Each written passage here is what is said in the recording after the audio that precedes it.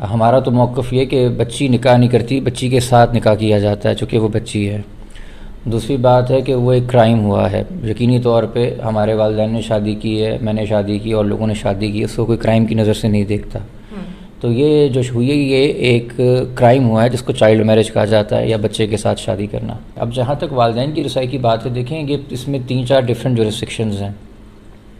वालिदैन की बच्चों की custody guardian and wards act के तहत फैमिली लॉ की जुरिस्डिक्शन है, उसका कम्प्लीटली डिफरेंट कोर्ट है जहाँ डिफरेंट कार्रवाई होगी।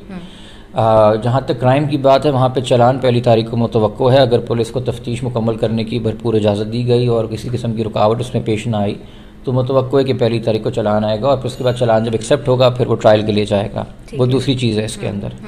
तीसरी चीज़ इसके अंदर एक सिविल सूट है जैक्टिटेशन की नेचर का, कि ये जैक्टिटेशन कहते हैं a false pretence of marriage, शादी का झूठा दावा। कोई इंसान कल को आपके हवाले से ख़बर मशहूर कर दे कि वो आपका शौहर है, तो आप उस दावे के ख़िलाफ़ एक जैक्टिटेशन का सूट फाइल करते हैं कि ये झूठा दावा है, इसको झूठा कहा जाए और अदालत ये डिक्लेयर करे कि इंसान जो दावा कर रहा है झूठा है। बेशक वो एक निकाहनामा लहरा रहा हो जिस पे किसी तरीके से उसने या तो आपके अंगूठे का निशान लगवा लिया था, या आपका साइन फोर्ज कर दिया था, या मुसीबत में ले लिया था, परेशान करके ले लिया था, तो वो एक प्रोसीडिंग्स कम्प्लीटली अलग है।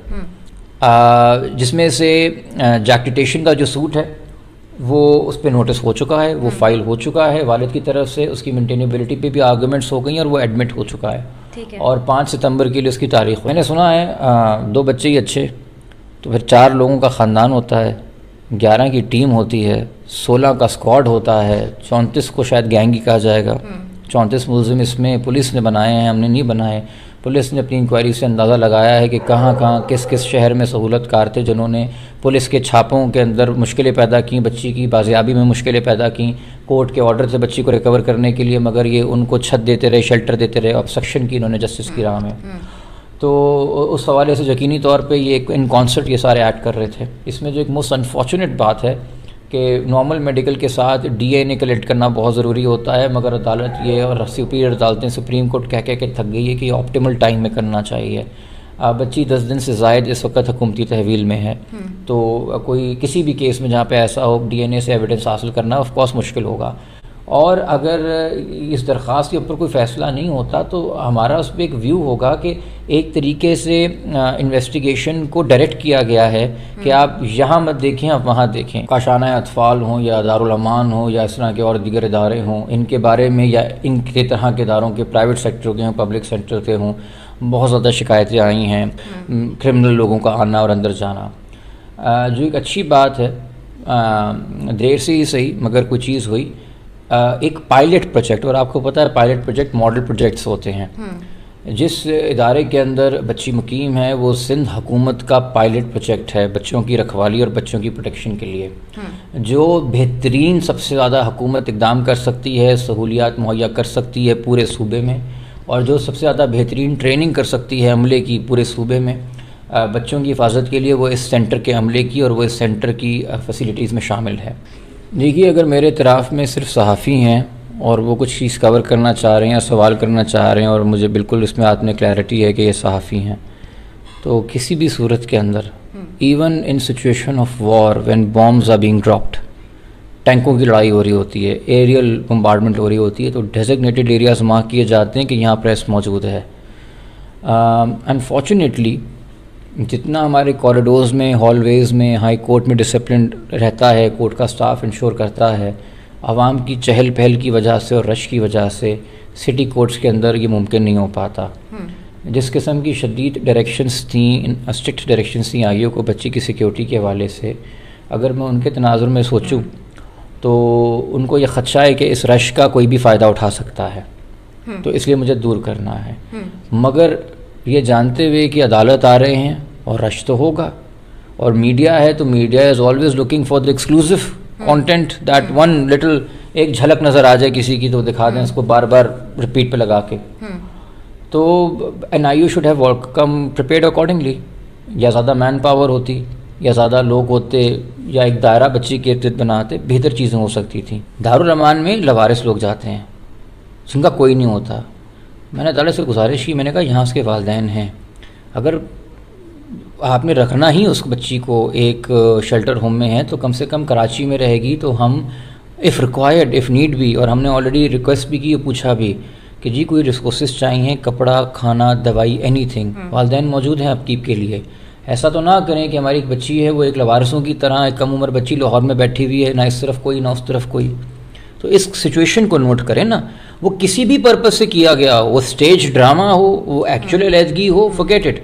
कॉन्सिक्वेंस क्या है? आप मरून मिल्लत हैं दारुल अमान की, वो जो खाना देंगे, जितना खाना देंगे, जो सिक्योरिटी देंगे, जितनी सिक्योरिटी देंगे, बस यही है बेटा तुम्हारे पास। जिसके वालदैन हयात हों, उसके लिए इतनी तगोदौ कर रहे हों, 3 महीने से पूरा दुनिया उन्होंने हिला के रखी हुई हो कि हमें हमारी बच्ची चाहिए और सेफ है, सिक्योर चाहिए, वो कैसे बर्दाश्त करेंगे कि ऐसा उसके साथ हो?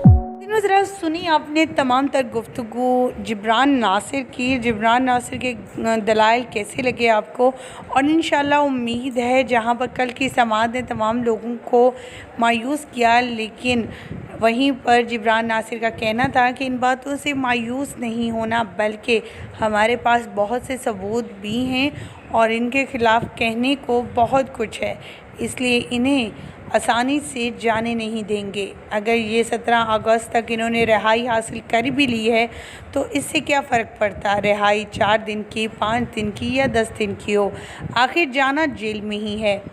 ख़वातीन व हज़रात, जहाँ पर इन्वेस्टिगेशन ऑफ़िसर की बात की जाए तो इन्वेस्टिगेशन ऑफ़िसर का भी जो एटीट्यूड था रिपोर्टर्स के साथ, एंकर्स के साथ, यूट्यूबर्स के साथ, वो काफ़ी जो था वो अजीबोगरीब था और काफ़ी रूडली था, जिस पर लोगों का कहना था कि लोगों के लिए वो रिपोर्टिंग करते हैं, वो इन्फॉर्मेशन यहाँ से लेकर वहाँ तक फ्राहम करते हैं ताकि घर बैठे लोग जो हैं उन्हें हर बात से आगाही हासिल। लेकिन ये इन्वेस्टिगेशन ऑफ़िसर ने किसी बात को भी एक्सप्लेन करने से मना कर दिया। यहाँ पर एक और बड़ी बात आपको बताते चलें, जहाँ पर ज़ुनैरा माहम और दूसरे यहाँ पे यूट्यूबर्स हैं, उन पर 50 करोड़ का जो है अर्जाना भरा गया फ़याज़ रामे की तरफ से, क्योंकि ये अपनी लाइफ में उन्हें राम जाने के नाम से बुलाती, यानी बदतमीज़ी करती थी। इस वजह से उन्होंने अदालत का एक तो तौहीन का दरख्वास्त दी और दूसरी अपनी कि वो वकला की बेइज्जती और इंसल्ट करती हैं, वो कानून की बेइज्जती करती हैं। सो इस वजह से, लेकिन कल की समाअत में एक और बड़ी पेशरफ्त हुई और वो ये थी कि ये लोग जो 7-8 लोग बैठ जाते हैं लाइव सेशन में ये यूट्यूब चैनल्स पर और औरतों के बारे में बुरी बुरी गंदी बातें बोलना शुरू हो जाते हैं, या फिर मेहदी अली काज़मी की फ़ैमिली के हवाले से, उनकी बेटी के हवाले से कुछ ऐसी तस्वीर और वीडियोज़ और कुछ ऐसी बातें करते हैं जो काफ़ी ज़्यादा गैर इखलाकी होती है। इस वजह से उनका कहना है अगर दोबारा से उनकी फ़ैमिली को टॉर्चर किया गया, उनके मतलब कोई ऐसी बुरी बात की गई, तो अदालत उनके साथ सख्त अंदाज में पेश आएगी। ख़वातीन व हज़रात, आपकी कल समाअत सुनी और हमने आपको इसके हवाले से अपडेट भी शेयर की। आप क्या कहना चाहेंगे, क्योंकि आपको भी तो इंतज़ार था कि कब जो है ज़हीर जेल की सलाखों के पीछे हो और ये ख़बर सुनने को मिले। कमेंट सेक्शन में अपनी कीमती राय से ज़रूर आगाह कीजिए। मुझे दीजिए इजाज़त, अल्लाह निगहबान।